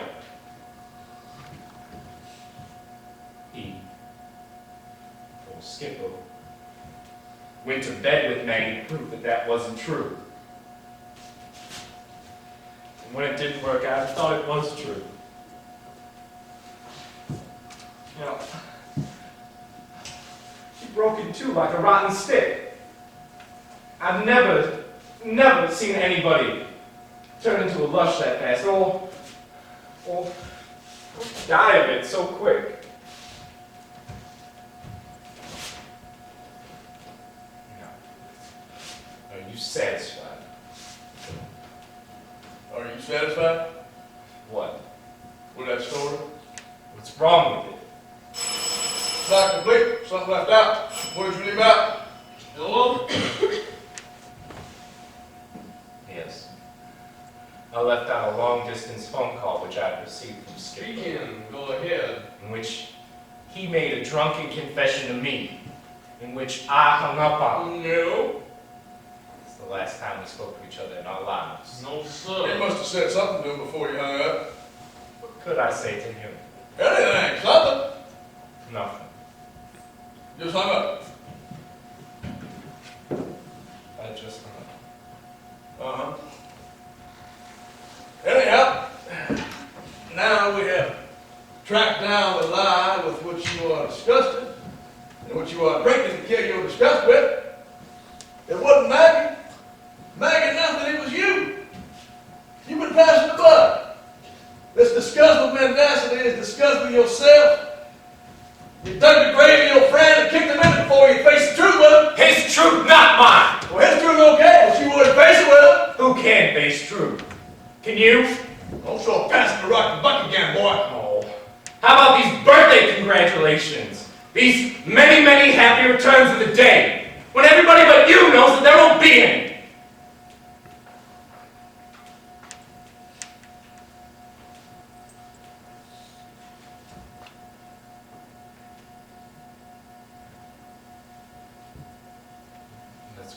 Let's go out now. No, nobody's going on.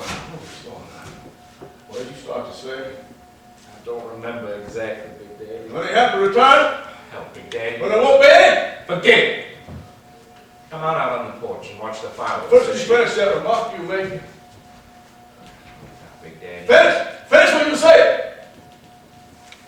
Just leave the place to Gooper and May and their 5 same monkeys. Leave the place, did you say? Yeah, all 28,000 acres of the richest land this side of the Valley Nile. Well, who said I was leaving the place to Cooper? Anybody? This is my 65th birthday. I got 15, 20 years left in me. And I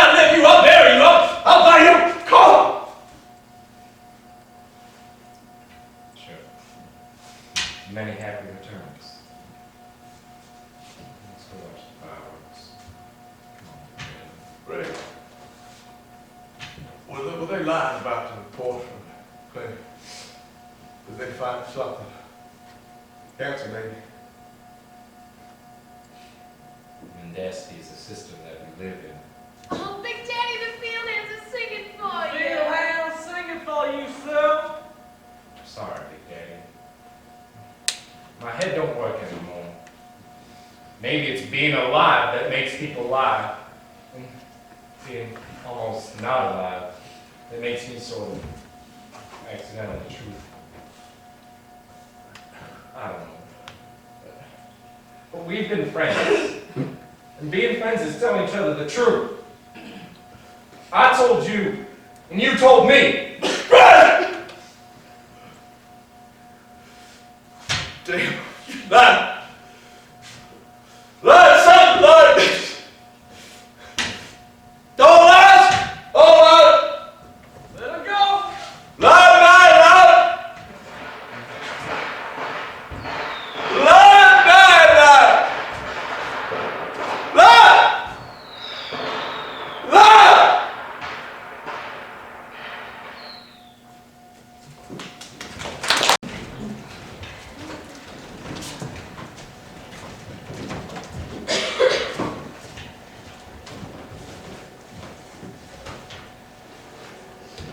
Oh, lie, lie, lie.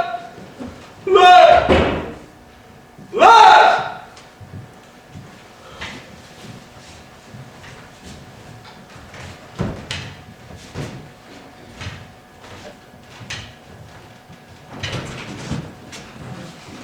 Rick, what in the name of God is going on in this room?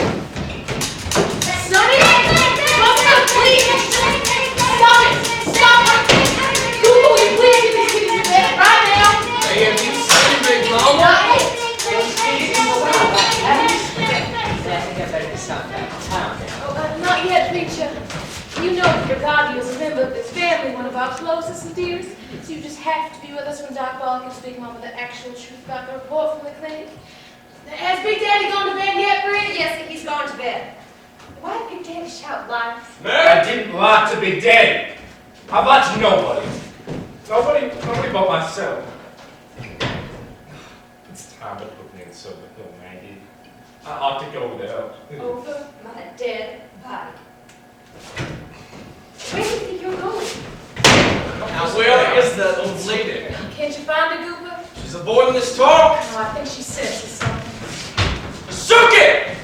You go around back trying to find Big Mama? Tell her that Doc Bond the preacher got to go soon. And don't let Big Daddy hear you. Big Mama! Lacey! You look downstairs for Big Mama, huh? I'm getting ready to tell Big Mama the truth now if she needs you. This is gonna be painful. Well, painful things can't always be avoided. I've noticed about it, Sister Woman. I see Big Mom. She's going around the gallery, Big Daddy's room. Hey! Hush, Big Gooper! Mama! Holla, go to her! Here I am. What y'all want with me? Oh, Big Mama, I told you that we got to have this talk. What talk you talking about? I saw the light go on in Big Daddy's bedroom and took from his glass of milk, and he just shoved his shovels right in my face. When old couples have been together as long as me and Big Daddy have, they get irritable with each other, just from too much devotion. Isn't that so?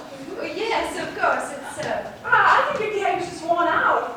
He loves his family, he loves to have them around, but it's a strain on his nerves. He just wasn't himself tonight, Rick. Big Daddy wasn't himself tonight. I can tell he's all worked up. I think he's remarkable. Yes, just remarkable. Did you notice all the food he ate at that table? Why, he ate like a horse. Hope you don't regret it. What? Why, that man ate a huge piece of cornbread with molasses on it. Helped himself twice to Hop and John. Big Daddy loves Hop and John. We had a real country dinner. Yes, he simply adores it. And candy yams. Son, that man put away enough food to stuff a field hand. I hope we don't have to pay for it later. What's that, Gooper? Gooper says he hopes Big Daddy doesn't suffer tonight. Oh, shoot. Gooper says, Gooper says. Why should that man suffer for satisfying an normal appetite? There's nothing wrong with that man, but nerves. He's sound as a dollar, and he knows he isn't. That's why he makes such a supper. He had a big hold off his mind knowing he wasn't due to what he thought he was due to. Me? Oh, bless his old sweet soul. Oh, yes, bless his heart. Hello, Moon. envy you, you cool son of a bitch. I want Brick. He just stepped out for some fresh air. Honey, I want Brick. Bring little brother here so we can talk. I envy you, cool son of a bitch. Rick, what are you doing out here on the gallery, baby? Just admiring and complimenting the man in the moon. Come in, baby. Getting ready to tell Big Mama the truth. I can't witness that in there. Doc Ball, you think those vitamin B12 injections are all that cracked up to be? Well, I guess yours couldn't be stuck with as anything else. Big Mama needs you. I can't witness that thing in there! What's wrong here? You all have such long faces. Sit around here, wait for something like a bomb to go off. Oh, we're just waiting for Brick and Maggie to come in for this talk.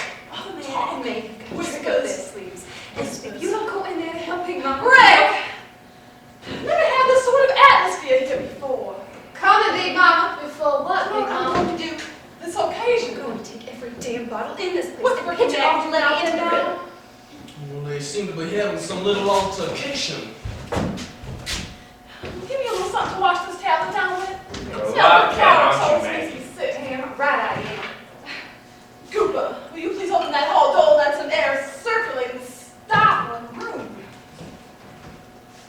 Big Mama, I think we ought to keep that door closed till after we talk. I swung. I just don't think we ought to take any chance of Big Daddy hearing a word of this discussion. What discussion of what? Maggie, Brick! Nothing's gonna be said in the house of Big Daddy Paul that he can't hear if he wants to. How long are you going to stand behind me, Maggie? Forever if necessary. Brick! That boy's going to pieces. He's just going to pieces. You know, in my day, they used to have this thing called Kili Kill with records. Shoot. But nowadays, I understand they take some kind of tablet that kills the taste for this stuff. Call them anti-bus tablets here. Brick don't need to take nothing. That boy's just broken up over Skipper's death. You know how poor Skipper died. They gave him a big dose of that sodium amytal stuff at his home, and then they called the ambulance and gave him another big dose of it at the hospital. And well, that and all the alcohol in his system for months and months just proved too much for his heart. And his heart quit beating. I'm scared of needles. I'm more scared of a needle than the knife. Oh, here's Brick, my precious baby. Just take it, Cooper. What? Cooper knows. Just take it. Just break my heart. I'm sorry. Anybody else? Brick, sit next to Big Mama and hold her hand while we talk. You sit next to her, Maggie. I'm just a restless cripple and I gotta stay on my crutch. Why y'all surrounding me like this? Why are y'all staring at me and making signs at each other? I don't need nobody to hold my hand. Are you all crazy? Since when did Big Daddy or me need anybody? Stop yourself, sister woman. How could I call myself with everyone staring at me as a big drop of blood broken out of my face? What's this all about, huh? What? Doc Bob? Sit down, man. Well, Big Mama wants to know the complete truth about the report we received today from the National Laboratory. Is there something that I don't know? Yes, well, I want to know! Somebody must be lying! I want to know! Sit down, Big Mama, sit down on the sofa. Brick! Brick! What is it? What is it? I never have seen a more thorough examination than Big Daddy Paul's given in all my experience at Dawson. It's one of the best in the country. It's the best in the country, bar none. Of course, they were 99 and 9/10% certain before they even But started. sure of what? Sure of what? Sure of what? Now, Mommy, What? be a brave girl. By the lights of the silvery. Shut up, Brick! Sorry. Now you see, Big Mama, they cut up a piece of this growth, a specimen of the tissue, and Grove? You told Big Now Daddy. wait. No, you told me Big Big Mama Daddy. always Listen thinks to things Doc like Bob, that. really, huh? There was nothing wrong with Luke's spastic condition. yes, that's what we told Big Daddy, but we had this bit of tissue run through the laboratory, and I'm sorry to say, it was positive, it's malignant. Cancer?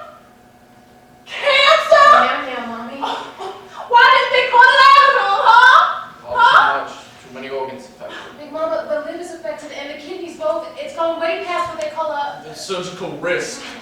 Yes, it's gone past the And night. that's why he's turned yellow. Oh, get away from me! Get away from me, May! I want Brick! Calm down, Mama. Where's Brick? Calm down. Where's my only son? Did she say only son? What does that make me? A sober, responsible man with 5 precious children? 6? I want Brick! Brick! Mama, let me tell you. No, leave me alone. You're not my blood. Now listen to Goopa. He's your blood. He's Son, your listen firstborn. to me. Goopa never liked it. Now that is not true. Well, I think I better slip away this way. Good night. Good night, everybody. And God bless you all on this place. Well, Big Mama, I know it's a mistake. It's just a bad dream.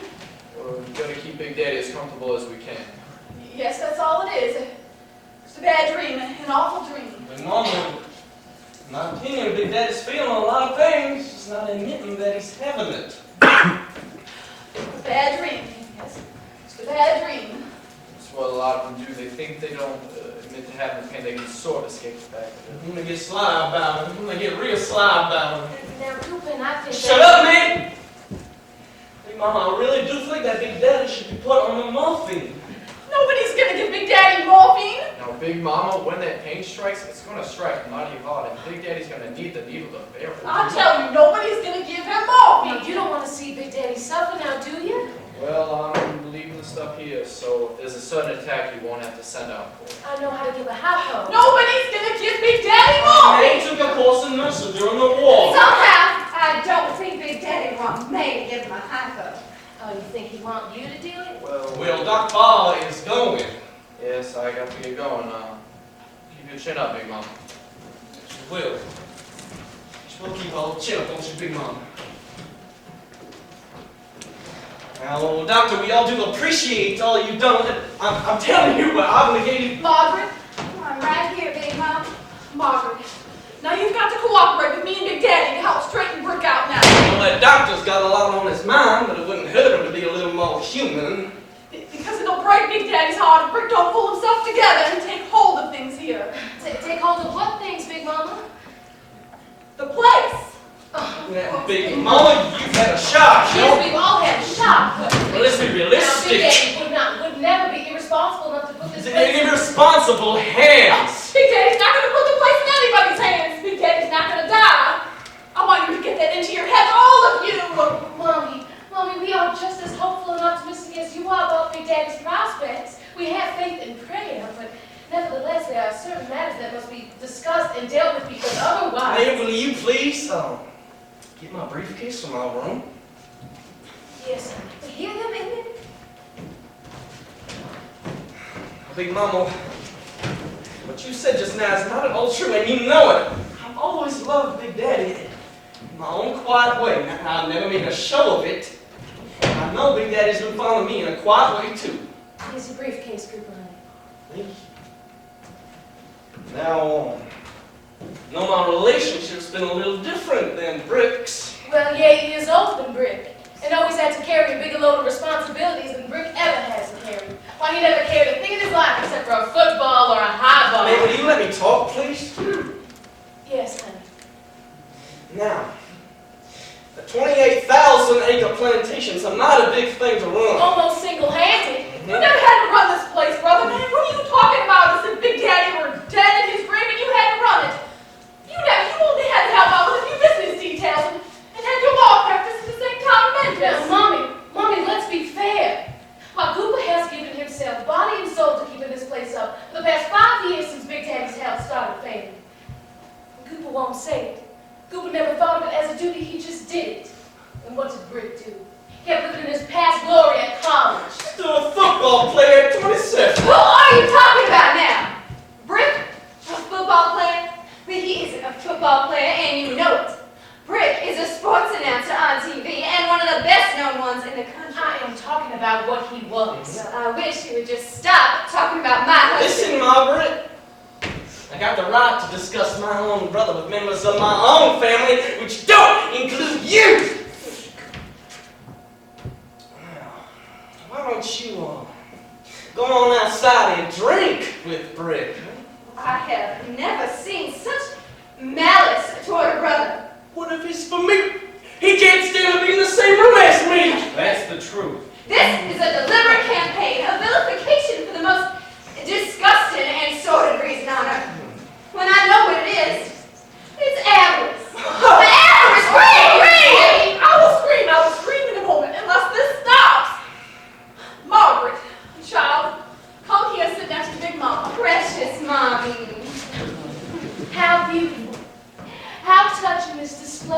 devotion.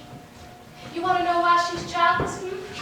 She's childless because that big, beautiful athlete husband of hers won't go to bed with her. That's why. You just won't let me do this the nice way, will you? All right. Now, I don't give a goddamn if Big Daddy likes me or don't like me, did or never did, will or will never. I am just appealing to a sense of common decency and fair play. I am telling you the truth. I've always had this resentment towards Big Daddy's partiality towards Brick. Ever since the goddamn day you were born, son. And the way that I've been treated, like I was barely good enough to spit on, and sometimes not even good enough for that. Please. Big Daddy is dying of cancer. And it is spread all through him, and right now it's attacking his vital organs, including the kidneys. And right now he is sinking into uremia. Do you know what uremia is? It's the poisoning of the whole system due to the failure of the body to eliminate its poison. Poisons? Poisons. Venomous thoughts and words and hearts and minds. That's All poison. I'm asking for here is a square deal. And by God, I expect to get one. Because if I don't, and there's any peculiar shenanigans going on around here behind my back, well, then I'm not a corporation lawyer for nothing. I know how to protect my own interest.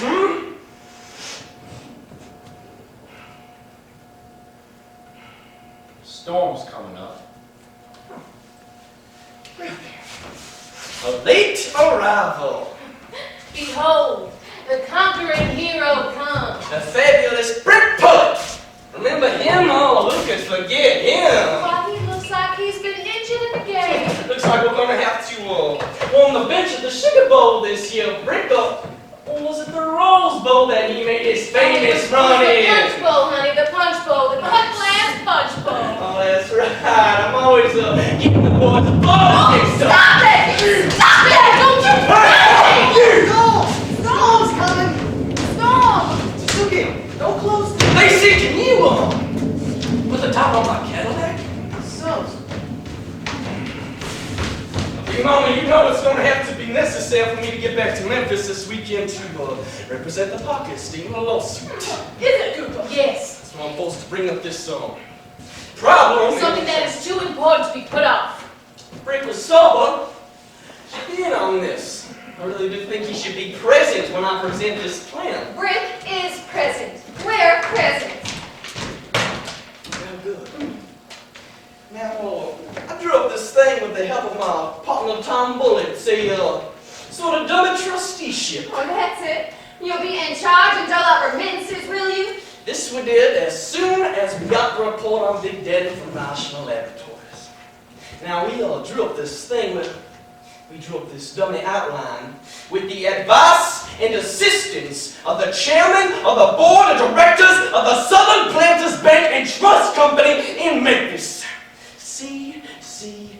Bellows. And now, he's a man who handles all the estates for all the prominent families in West Tennessee and the Delta. Cooper? Now, this is not final or anything like that. It's just a preliminary outline. But it does provide a sort of basis. It's design a possible, feasible plan. Yes, I'll bet it's a plan. It's a plan to protect the biggest estate in the Delta from irresponsibility and Honey, listen to me, all of you listen here. There's not going to be no more catty talk in my house. And Cooper, you put that away before I grab it out of your hands and tear it right up. I don't know what the hell's in it, and I don't want to know what the hell's in it. I'm talking to you in Big Daddy's language now. I'm his wife, not his widow. I'm still his wife, and I'm talking to you in his language. Mama, what I have here is... Cooper explained that it is just a plan. I don't care what you got there, just put it back where it came from. Don't let me see it again, not even outside the envelope of it. Is that understood? Basis, plan, preliminary design. Oh, I say. What is it Big Daddy always says when he's disgusted? Big Daddy says crap when he's disgusted.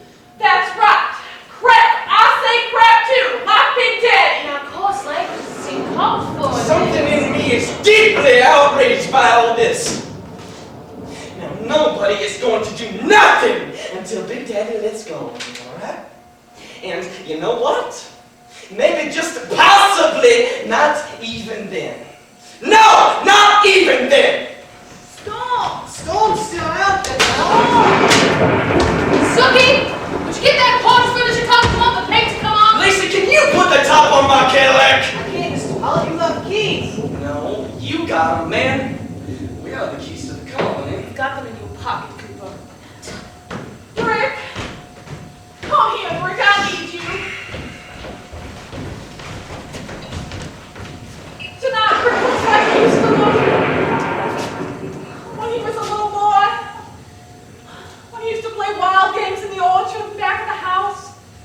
All sweaty and pink-cheeked and sleepy with his curls shining. Time goes by so fast. Nothing can outrun it. Death commences too early, almost before you have a acquaintance life you meet with the other. Well, you know, we just got to love each other and stay together all of us just as close as we can. Now that such a black thing has come and moved into this place without invitation. Oh, Rick, son of Big Daddy. Big Daddy does so love you. You know what would be his fondest dream come true? If before he passed on, and Big Daddy has to pass on, you give him a child of yours, a grandson, as much like his son as his son is like Big Daddy. Well, I know that's Big Daddy's dream. That's his dream. Looks like the wind is taking liberty to this place. Evening, Mr. Pollock. Evening, sir. Well, Big Daddy's coming. Storm across the river, listen. Gone to Arkansas, Captain. I can't stay here. He'll see something in my eyes. Don't run any damage around here. Took the porch off Aunt Crowley's house. Old that girl that should have been sitting on. Got time for the wind to blow that old girl away. Can I come in? Did the storm wake you up, Big Daddy?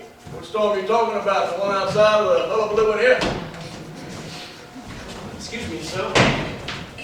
That's a mighty loud talk. Sounded like something important was being discussed. What was the powwow about? Well, nothing, Big Daddy.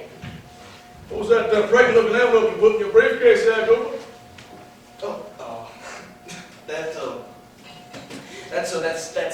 That's not much of anything at all. Nothing, huh? Like a whole lot of nothing, don't it? I just got one more question to ask. What is the smell in this room? Don't you notice it, Brett? Don't you notice a powerful and obnoxious odor of mendacity in this room? Yes, sir. I think I do, sir. There's nothing more powerful. Is it, Brett? Nothing more obnoxious. The odor of mendacity is a powerful and obnoxious odor. And the storm hasn't blown it from this room yet. You notice it, Cooper? No. What, sir? What about you, sister woman? You notice the unpleasant odor of mendacity in this room?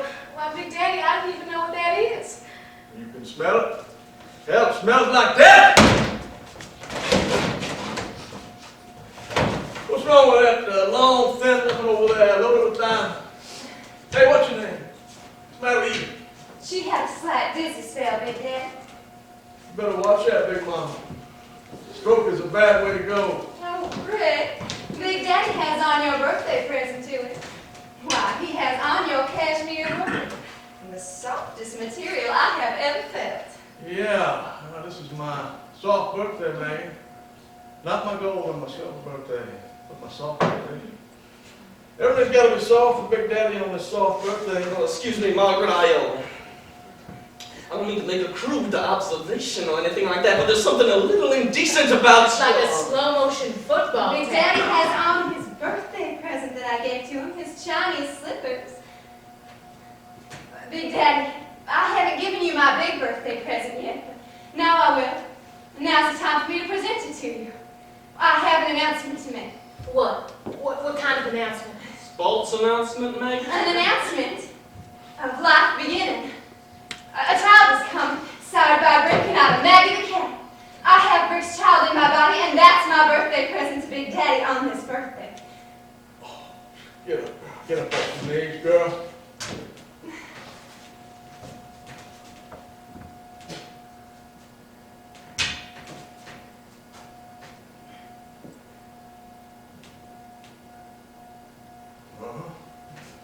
This girl's got life in her body. That's no lie. Oh, Big Daddy's dream come true. Christ. I want my lawyer in the morning, Cooper. Where you going, Big Daddy? Son, I'm going up on the roof. The Belvedere on the roof and look over my kingdom before I give up my kingdom. 28,000 acres of the richest land this side of the Battle Nile. Sweetheart. Sweetheart, can I come with you?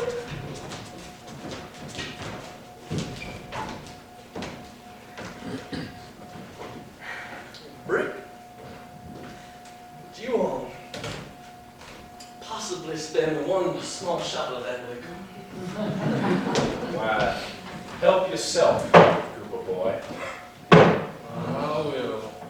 Of course we know that this is a lie. You still may. I will not be still. I know she's made this up. Oh, damn it! I said shut That up. woman is not pregnant. Who said she was? She did. The doctor didn't. Doc Barr didn't. I haven't gone to Doc Bob, Who'd you go to, Maggie? one of the best gynecologists in the South.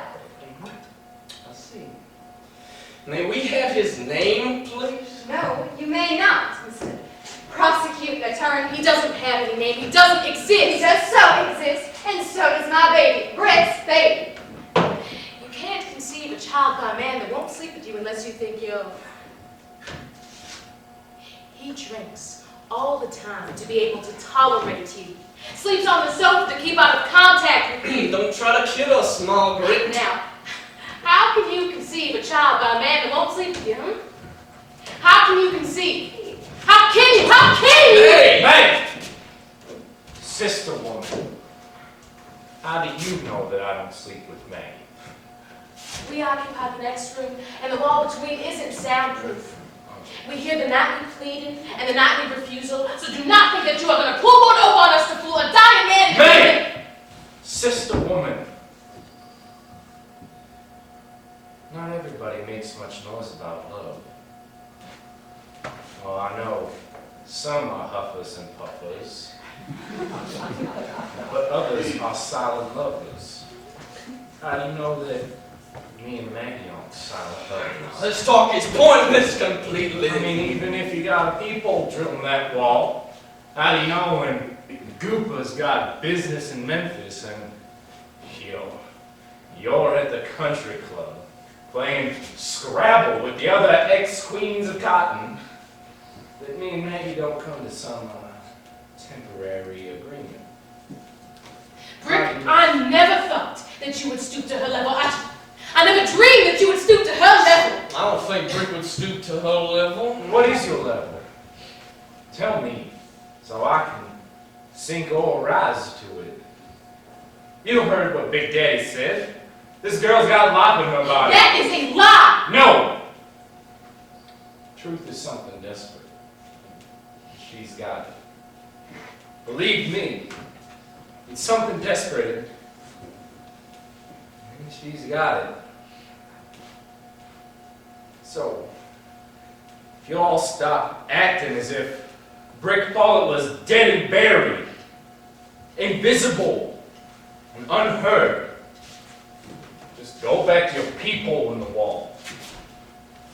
I'm drunk and sleepy.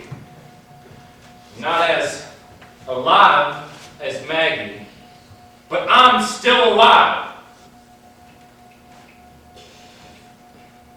Come on, mate.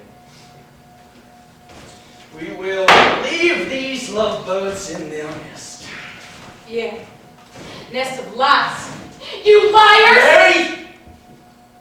You just get on back to our room now. Liars!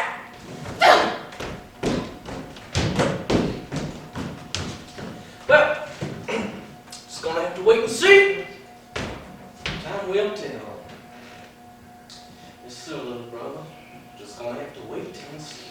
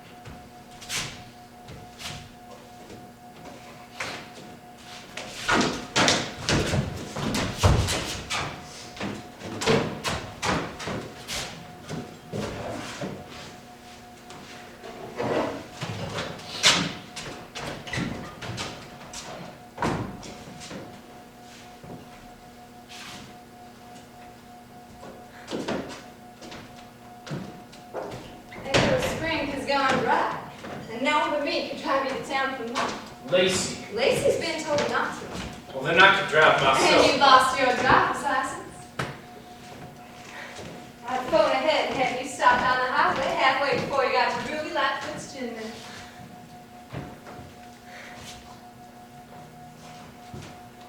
I told a lie to Big Daddy, but we can make that lie come true. And then I'll bring you liquor and we'll get drunk together here tonight in this place that death has come into. What do you say? What do you say, baby?